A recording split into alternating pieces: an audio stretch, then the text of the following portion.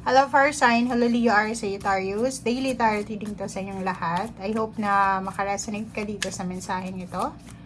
Fire sign, Leo, Aries, Sagittarius. Ano ba ang mensahe na gustong iparating sa iyo ng ating tarot deck? Okay, vows. Fire sign, Leo, Aries, Sagittarius. Oops, sorry.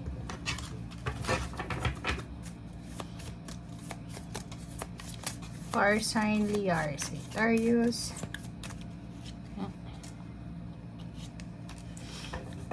Wow. Okay guys. Ang nakikita ko sa inyo dito, fire sign. May fire sign dito na babae or lalaki siya. Parang parang nakapag-desisyon na siya. Nakapag-desisyon na siya na siguro magiging single na lang siya for life. Pwedeng nakapag-desisyon na din ng taong ito na maging pare o maging madre. Parang ganon. Or parang nakapag-desisyon na ang taong ito na tumira sa probinsya. Tumira sa mas tahimik na lugar. Nakapag-desisyon siya na lumayo sa mga maiingay na pangyayari sa mundo. Parang ganon. So, ang high priestess kasi na to is parang yung susundin mo kung ano yung pwedeng magdala sa'yo ng emotional peace. Okay? So, nakikita ko siya dito committed sa relationship, lalo na kung kasal ka, committed ka sa iyong vows, like kung ikaw ay gustong magmadre, magpare, maging single for life, maging maiden, parang ganun. So, or tumira sa probinsya, tumira sa lugar na tahimik. Yun yung parang focus mo sa ngayon eh. Comment down below guys if you are resonated.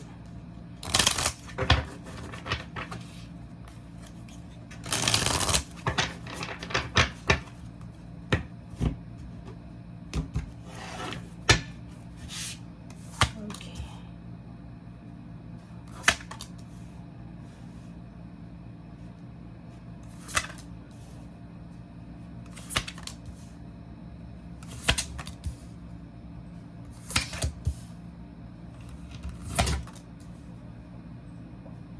Okay, guys. Okay, first card natin dito may Magician. Fire sign Leo, Aries, Sagittarius. Posibleng isang magic ang mangyayari sa buhay mo sa araw na ito. And kung makikita mo dito, may pera dito. 'Di ba? Lump sum. Malaking halagang pera to. So, if ever man na naghihintay ka ng sweldo, today is 30th. 'Di ba? So, 30th siya. Possible na sweldo mo to. Possible na inheritance, possible na utang ito sa'yo na babayaran ka, or pwedeng ito ay lump sum. Or kung ano man, kung saan man galing itong perang ito, pwedeng dumating siya sa araw na ito. Or kung hindi man siya dumating sa araw na ito, may confirmation ka na on the way na siya, papunta sa'yo. Okay? Next is, sinasabi ng Barasir dito na if may kontrata ka, or may mga parang tawag dito, commitments. Posibleng plakada na ito, planado na. So, na siya, sigurado na. So, if ever man na may pinirmahan kang kontrata, posibleng magsisimula ka na ng trabaho or sigurado ka na dito. 'Di ba? So, papasok ka sa araw na ito sa panibagong yugto na iyong buhay. So, from rags to riches siguro, kung ikaw ay sobrang blessed or kung ikaw ay talagang magic tong darating sa'yo, parang galing sa wala, papunta sa meron, parang ganun. Sa araw na ito, nakikita natin na may stability na posibleng mangyari sa family. So, if yung stability mo is galing sa relationship, or stability is tungkol sa pera, na for several months, 4 months siguro, or hindi naman 4 months, siguro 3 months, medyo hindi naging stable siguro yung financial mo. And this week, especially today, ito yung ito yung hudyat na magiging stable na yung mga bagay-bagay na hindi stable sa'yo. Okay? Nakikita ko sure dito na yung mga bagay, sitwasyon, events na iniyakan mo from your past, yung mga disappointments mo several years ago or several months ago, ay kusang babalik to sa'yo. Parang babalikan mo. Realization to eh.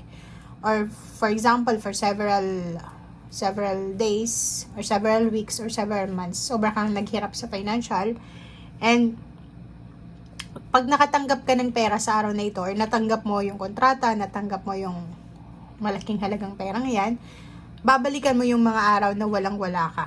Okay? So, nakikita ko sir dito na maraming blessings ang darating, maraming babalik, maraming bago. Etong Six of Pentacles na to, it's blessing. May mag-share sa'yo siguro ng biyaya niya, may magpapautang sa'yo, or pwedeng ikaw to. Pwedeng ikaw, may lalapit sa'yo na isang tao na naging parte ng buhay mo from your past, na pwedeng siyang lumapit sa'yo kasi needed niya yung financial. Pasensya na guys, sinisipan ako. Okay, so nakikita natin dito na medyo maiiyak ka siguro sa araw na ito. Medyo maiiyak ka kasi hindi mo inaasahan itong biyaya na to na parating sa'yo. O hindi mo in-expect talaga. 'Di ba? Kasi sa nakaraang buwan, parang feeling mo, zero na talaga. Wala nang pag-asa sa iyong financial na pamumuhay.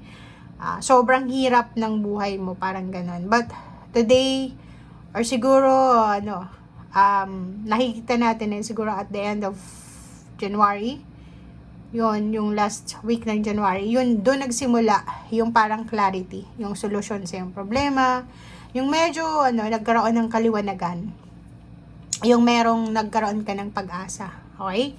So, tingnan mo dito sa Six of Pentacles, is either ikaw, or may mga tao sa paligid mo na nangangailangan ng tulong mo. Dito din, relationship. Parang may mga taong gustong bumalik sa buhay mo, or ikaw ang gustong bumalik sa buhay nila. 'Di ba? May mga, kasi to, stable na to eh. Parang relationship and family. May mga issues, family issues, relatives, friends, katrabaho. Basta may mga commitment siya na pwedeng close kayo, or yung relationship na inaasahan mo dati. 'Di ba? Parang ganun. Ay posibleng may reconciliation and apology. Meron din ditong mga pagbabago. Parang, yun, realization, understanding ng mga nangyari sa nakaraang buwan, or nakaraang taon, or nakaraang mga araw. So, ang dami-dami mong lessons in life na dala-dala ngayon. So, pagpasok ng February 2024, ang dami mong dala from last year and first month ng 2024. Okay? Thank you guys. Bye!